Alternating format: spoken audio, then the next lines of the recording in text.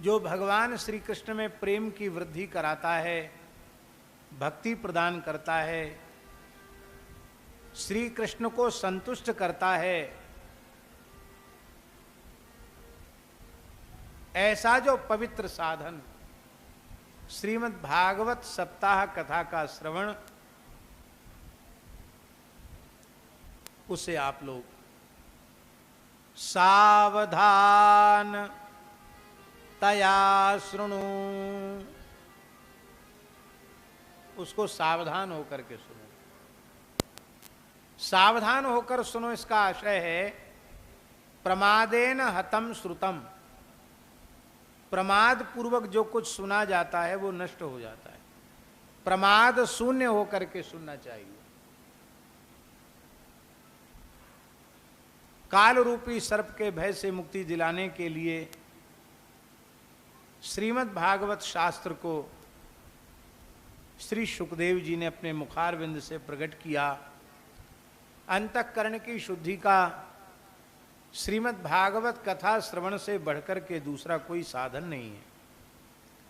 जन्म जन्मांतर में बहुत विशेष पुण्य जब इकट्ठा होता है तो श्रीमद् भागवत श्रवण का सौभाग्य मिलता है। ये भागवत की कथा देवताओं को भी दुर्लभ है। शुकदेव जी महाराज जब कथा कह रहे थे उस समय देवराज इंद्र देवताओं के सहित आए और अमृत का कलश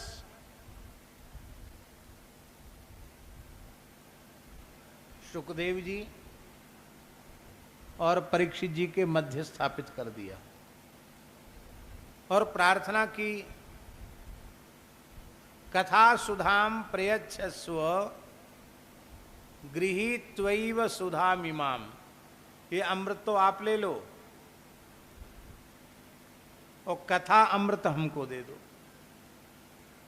कथा रूपी अमृत हमको पिला दो। शुकदेव जी ने देवताओं को कथा नहीं सुनाई। क्यों? क्योंकि ये कथा के श्रोता नहीं थे, ये कथा के व्यवसायी थे। व्यवसायी जानते हो ना, कथा का लेन देन। अमृत ले लो, कथा दे दो। माताजी, इसका आशय यह है कथा का सौदा करने वाले न कथा सुनने के अधिकारी हैं न कथा कहने के अधिकारी। कथा का कोई सौदा नहीं होता। अमृत बड़ी दुर्लभ वस्तु है और वह अमृत कथा के अमृत के आगे कांच के टुकड़े के जैसा है। क्व कथा क्व सुधा लोके क्व काचः क्व मणिर्महान् ब्रह्मरातो विचार्यैवं तदा देवान् जहासः। कहाँ तो यह दिव्य कथा का अमृत, कहाँ यह तुम्हारा स्वर्ग का तुच्छ अमृत। जैसे कांच के टुकड़े में और मणि में बराबरी संभव नहीं, ऐसे ही तुम्हारे स्वर्ग के अमृत में और कथामृत में बराबरी संभव नहीं है। संत दरियाब जी ने तो बड़ी सुंदर बात कही। सब अमृत बातों का बात, सब अमृत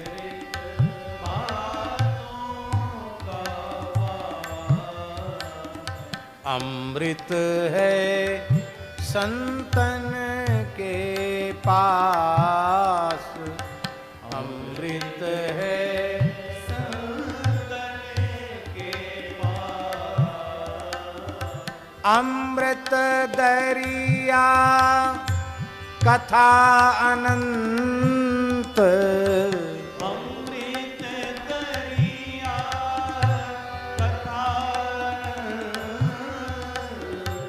जाको पी पी अमर भय संत, जाको पी पी अमर भय संत, अमृत मीठा सब कोई, पिए बिन अमर न होई।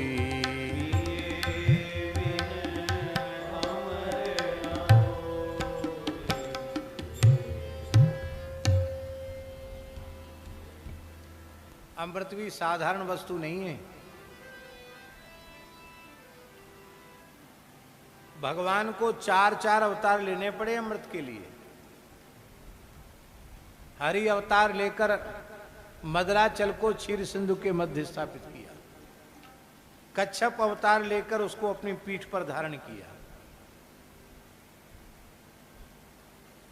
धन्वंतरी अवतार लेकर अमृत का कलश लेकर आए और मोहिनी अवतार लेकर अमृत देवताओं को पिलाया। और वो अमृत का कलश देवासुर संग्राम में छिन गया था, दैत्य छीनने में सफल हो गए थे। 12 दिन तक युद्ध चला। देवताओं के 12 दिन और मनुष्यों के 12 वर्ष। तो ज्योतिष शास्त्र के योग के अनुसार कुछ उज्जैन में गिर गई, कुछ हरिद्वार में गिर गई, कुछ नासिक में गिर गई। तो वहां आज भी महाकुंभ पर्व होता है। अभी प्रयाग कुंभ पर्व था, बहुत बड़ा। पूरे देश से श्रद्धालु लोग वहां कुंभ स्नान करने के लिए गए थे। हम ये बात इसलिए कह रहे हैं कि अमृत की कुछ बूंदें छलक जाने से उस तीर्थ की, उस योग की इतनी महिमा बढ़ गई। अमृत कोई साधारण वस्तु तो नहीं।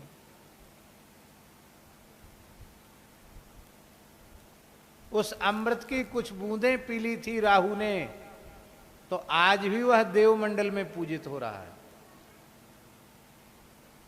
दैत्य को देवता बना दिया अमृत ने।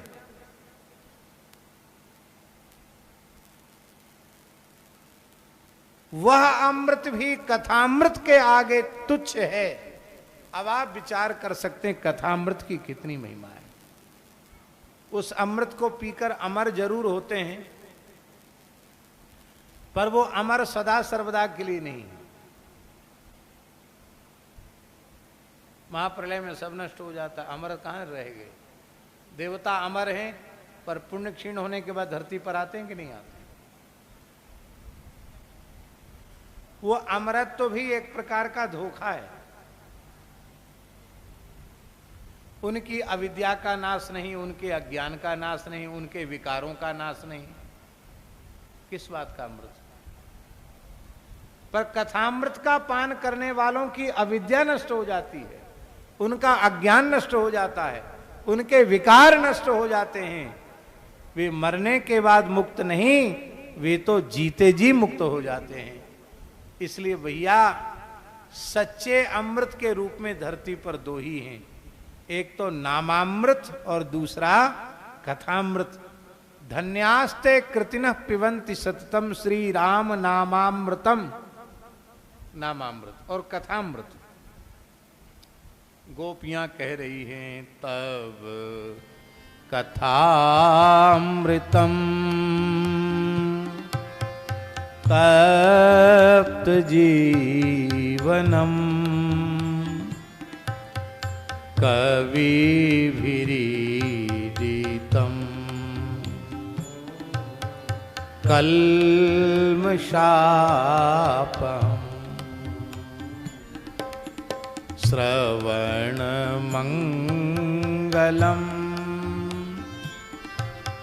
श्रीमदाततं भुवि गृह्णन्ति ते भूरिदा जना। भुवि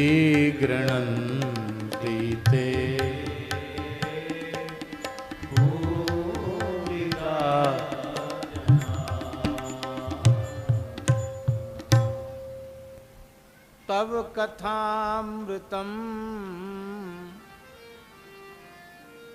तव कथा एव अमृतम, आपकी कथा ही अमृत।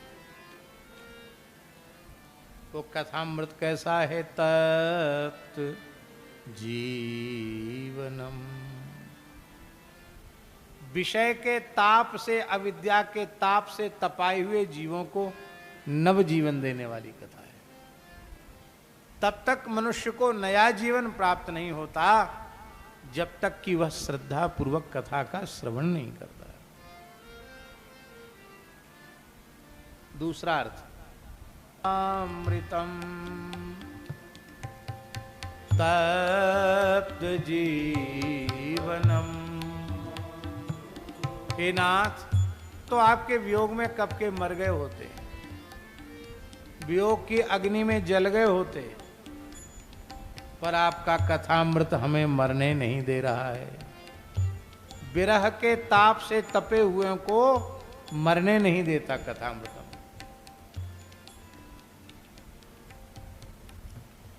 श्रवण मात्र से जीव का मंगल करने वाला कथामृत है। आपके दिव्य प्रभाव स्वभाव, आपके अचिंत्य महात्म्य से युक्त है आपकी कथा। ऐसी कथा का जो गायन करते हैं वे इस धरती के सबसे बड़े दाता हैं। भुवि गृणन्ति ते भूरिदा जना, ते भुवि गृणन्ति ते भूरिदा जना, भूरिदा अजना।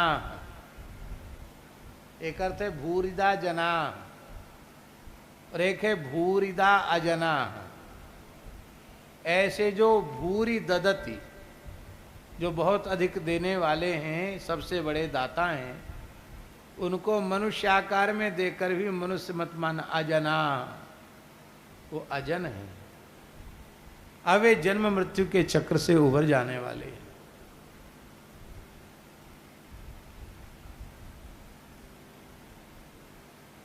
ये भागवत की कथा देवताओं के लिए भी दुर्लभ है। राजा ऋषि परीक्षित का कथा श्रवण से मोक्ष हो गया। उनके मोक्ष को देख करके ब्रह्मा जी को बड़ा आश्चर्य हुआ। युवावस्था में तक्षक नाग के डसने से परीक्षित की मृत्यु हो रही है और वो सीधे भगवान के धाम को जा रहा। हमारे यहाँ शास्त्रों में माता जी लिखा है कि अस्वाभाविक रूप से मृत्यु होती है तो गति नहीं होती। विष खा करके मरे, अग्नि में जल करके मरे, पानी में डूब करके मरे, पहाड़ से गिर करके मरे, फांसी लगा करके मरे, इसको आत्महत्या कहते हैं, अस्वाभाविक मृत्यु। इस प्रकार की मृत्यु में सांप के डसने से मृत्यु हो तो गति नहीं होती। उसके लिए भी हमारे यहाँ पुराणों में क्या क्या करना चाहिए वो सब लिखा हुआ है। और अभी परीक्षित युवा है और सर्प के डसने से उसकी मृत्यु हो रही है, वो सीधे भगवान के वैकुंठ को जा रहा है। ये कैसे हो गया?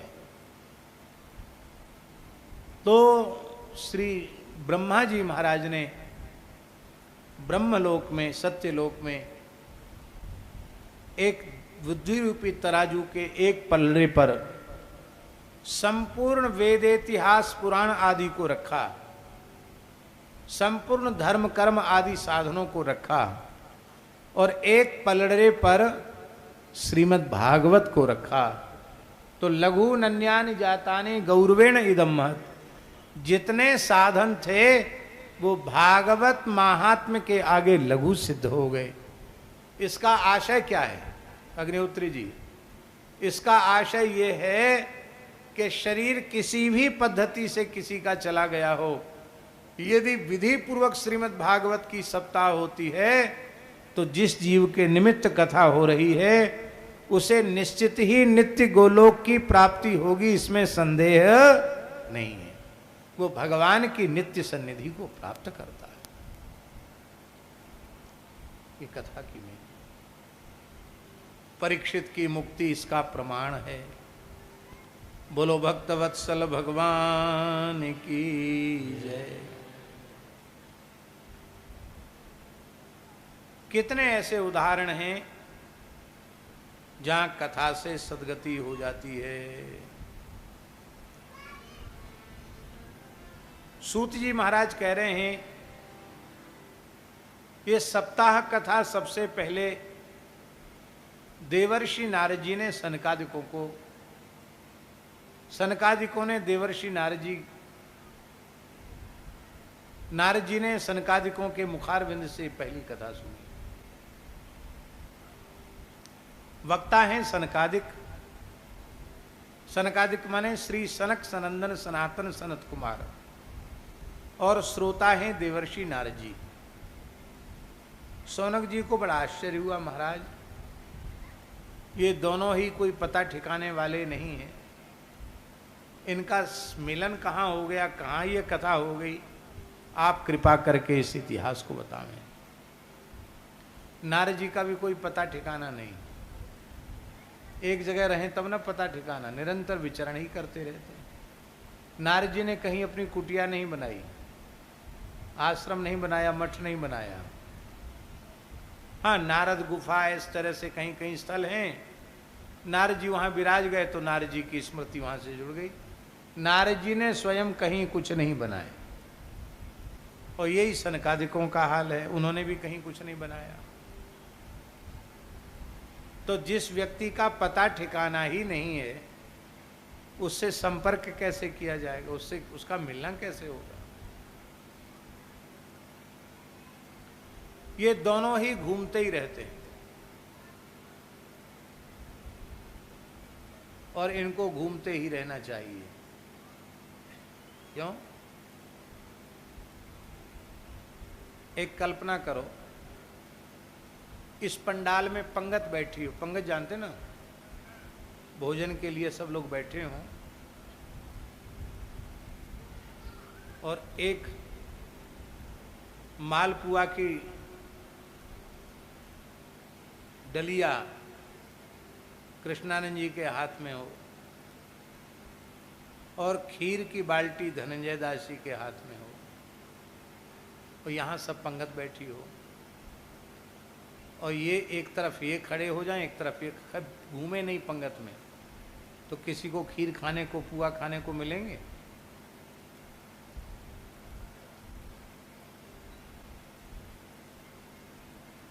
परिवेषणकर्ता को घूमते रहना ही चाहिए। ये कथा सुधा का परिवेषण करने वालों को भी एक जगह नहीं रहना चाहिए। जहां भूखे प्यासे बैठे हैं वहां जाकर उनको खिलाना पिलाना चाहिए। परोसने वाले खड़े रह जाएंगे तो पंगत में लोग भूखे रह जाएंगे। दोनों ही विचरण करने वाले, दोनों हरिगुण गान करने वाले हैं। श्री नारद जी और सनकादिकों का मिलन बद्रिकाश्रम में हुआ। बद्रिकाश्रम माने बद्री नारायण। ये हिमाचल प्रदेश भी हिमालय का ही क्षेत्र है। बद्रिकाश्रम हिमालय है, इसलिए उत्तराखंड और हिमाचल ये दोनों एक ही भाग हैं। उत्तराखंड भी हिमालय का भाग है और हिमाचल तो हिमाचल है ही, ये भी हिमालय का ही भाग है। और ये भगवान उमा महेश्वर की स्थली है। भगवती शक्ति के बड़े बड़े स्थान हिमाचल प्रदेश में हैं।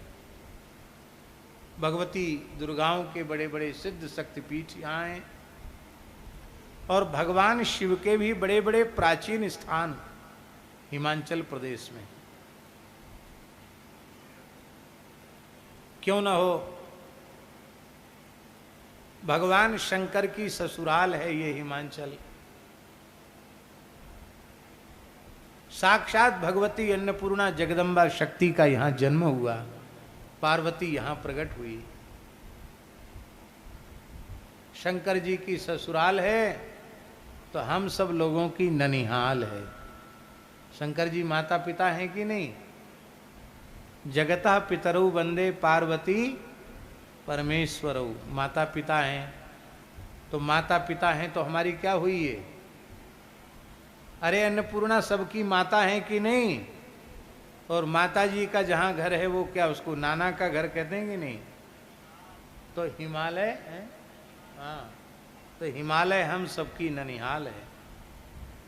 बोलो वृंदावन बिहारी लाल की। सनकादिकों का और नारद जी का मिलन बद्रिकाश्रम में हुआ। सनकादिकों ने कहा, नारद जी आप तो असंग भाव से पूरे ब्रह्मांड में विचरण करते रहते हैं, आपके मुख पर शोक का, चिंता का, व्यग्रता का भाव शोभा नहीं देता है।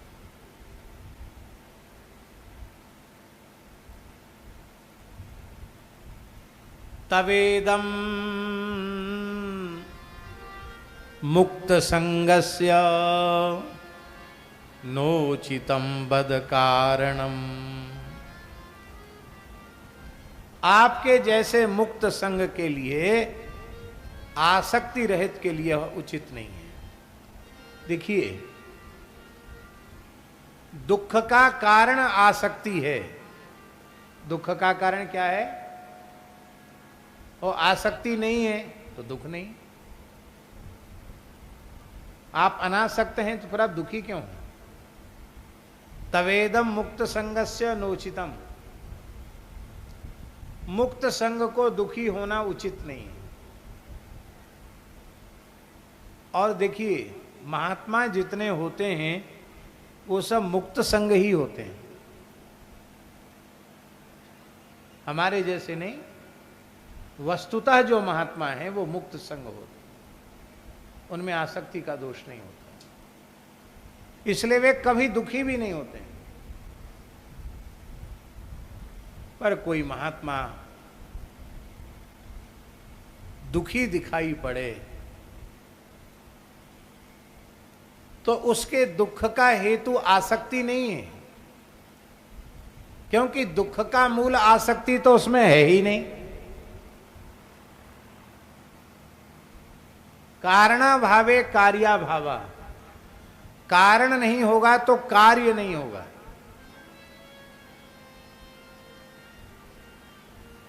फिर दुखी क्यों है? दुख का कारण है पर दुख कातरता।